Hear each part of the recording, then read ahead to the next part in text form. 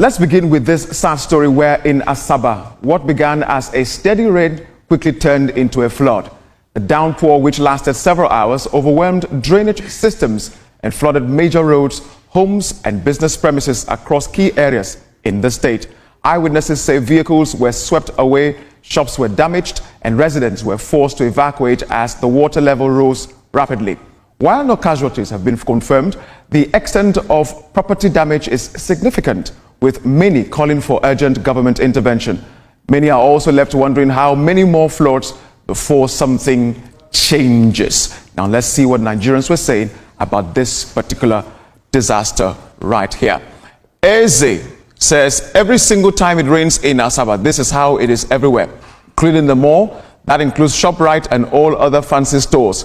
Did this not start today? Or this does not start today?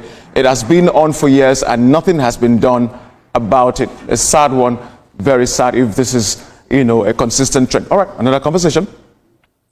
The extraordinary yo. that's a wonderful one. Okpanam Road is always terrible the moment there's a little rain. This, I'm sure the people are trying to, get across to the government to say, let's look at this. And finally, on this matter, is Tinubu that will fix this, right? Okay, Nigerians, hold your state governor accountable. They are the closest arm of government to the people. I could not agree less, Etoma, Veronica and Ibrahim. The governor is the closest to his people. Why is this still lingering? Something like flood shouldn't be a yearly event. In fact, it's not an event, it's a disaster, all right? When you keep having floods at every rainy season. Asaba is located along the tropical rainforest belt of Nigeria. That means the rains are heavy and the tendency of flood happening is very high, and it has happened several times before. So I put this squarely on the governor of Delta State for not taking precautionary measures. We have other states that have done that, no matter how much rain falls in Calabar, for example. I always want to talk about the one I know. 20 minutes later, everywhere is dry because of the fantastic drainage system that was developed there. So it's squarely on the governor. Yeah, and Veronica, from some of the tweets we just read there, the people are saying that this has become a consistent happening around this particular kind of season. Is it that the government are not aware of this issue? Well, the awareness of government on any issue is not something. It's a shame if we are saying that government is not aware. There is a commissioner in the state that is supposed to be aware of anything that is going on. And so what are the efforts they have put in place to ensure that the state is not in the state that it finds itself right now? Talking about flooding. Naija had been talking about how some states are prone to flooding at this time. What did they do with that information? How have they worked hand in glove with the state's NIMET to addressing, or NEMA also to addressing this issue, and also ensuring that those who are at the low-lying areas are moved upwards, and then every other thing, the drainage systems are cleared, every other thing that needs to be done. I think we should not just put the blame on the table of government, but that people need to also work hand in glove with government. Man's activity is also contributing to the level of flooding. Are the drainage channels blocked? Government will not go to all the drainage channels and be throwing debts and ensuring that those channels are blocked. They have to clear it out. But who are those throwing those things in there? So a lot of things, conversation has to be done, creating awareness and also ensuring that people understand that right now, matters of climate change must be taken seriously and the preparations have to be done.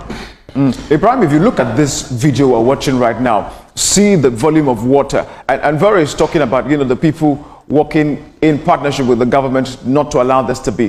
What do you think the people could actually do to curb this? She already mentioned them.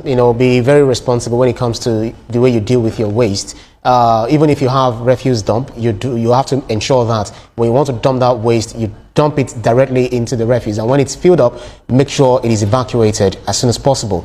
The government, certainly they are aware, they know everything that is happening within their states or their jurisdiction, except that they feign ignorance, which is not what we expect them to do. We do not expect the federal government to fix what the state government or the local governments should fix themselves, or the local councils.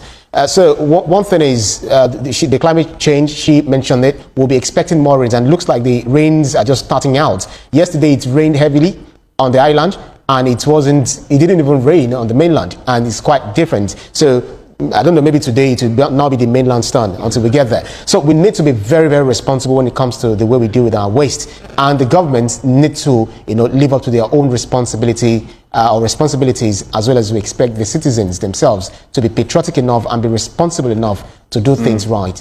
What's happening? Heavy downpour in Asaba July 2nd to 3rd, 2025. Caused flash floods along major roads, like Lagos-Asaba Expressway. Vehicles including motorcycles were swept away, and some residents struggled to navigate submerged streets. Delta State officials confirmed the rain was intense, but note that proactive measures in Asaba, such as well-constructed dual drains and stormwater systems, helped prevent more widespread destruction. Why it matters. Nationwide trend. Nigeria is experiencing another brutal flood season. Since April 2025, floods across 30 states have affected millions, destroyed thousands of homes, and resulted in hundreds of deaths, most notably in Mokfa, Niger State. Infrastructure at risk. Poor drainage, unregulated construction, blocked gutters, and deforestation make even moderate rains prone to turning into fast-moving floods. Positive steps in Asaba Delta. Delta State authorities highlighted that robust planning has led to dual drains along key roads, stormwater infrastructure, for example, Ogbiogonogo Market, Asaba Specialist Hospital zones, and ongoing maintenance efforts. Officials urge residents to avoid dumping waste into drains, emphasizing that community action is critical to maintaining flood-resilient drainage systems. Risks and concerns. Flash floods remain unpredictable. Asaba's good infrastructure helped, but capacity can still be exceeded, especially if gutters are clogged, heightening the risk of flood damage. Across Delta State and nearby regions, Egber, Quail, Azoro, heavy rain continues to threaten homes, businesses, and farmland. Key takeaways. 1. Preparation works. Asaba's engineered drains and planning likely prevented a greater disaster this week, but need to be matched by community cooperation. 2.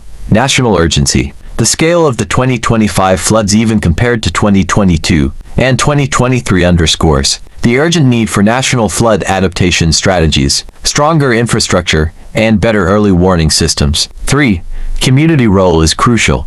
Residents must avoid dumping waste, clear drains, and stay alert to shifting water levels. A resilient city is built through shared responsibility. 4. Long-term resilience is essential. Beyond ponds and gutters, coordinated strategies like desilting local waterways, regulating construction, and investing in natural buffers are vital to prevent future damage. Looking ahead, Delta State still has work to do. Regular desilting, broader awareness campaigns, and enforcement of waste disposal rules are needed to keep Asaba and neighboring cities flood safe. Federal interventions remain crucial. The incidents in Mokfa, Egber, and now Asaba highlight the need for a comprehensive national adaptation plan that embeds flood resilience into urban design, farming safeguards, and climate policy. Finally, the recent heavy rains in Asaba are a reminder. Good infrastructure matters, but vigilance, community standby, and long-term planning matter even more. As rivers rise and skies pour, we must all act, government, citizens, and businesses, to ensure that heavy rain isn't a heavy tragedy.